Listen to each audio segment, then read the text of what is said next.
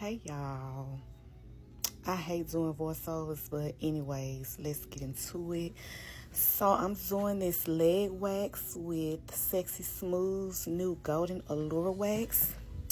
And let's just say I think I may have a new favorite wax. Like, not only is it pretty, like the flexibility of it, the dry time, all of that is top tier, and don't y'all pay me no mind messing this up right here, because I'm trying to get, I'm learning the wax, trying to see when it's dry and all, whatever. So, I pulled a little too soon. But do you see that?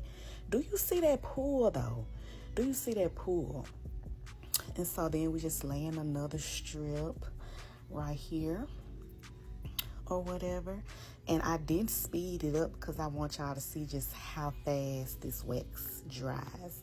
And if you know that legs pull all the moisture out of the wax. But as you can see, this wax is still, pretty flexible.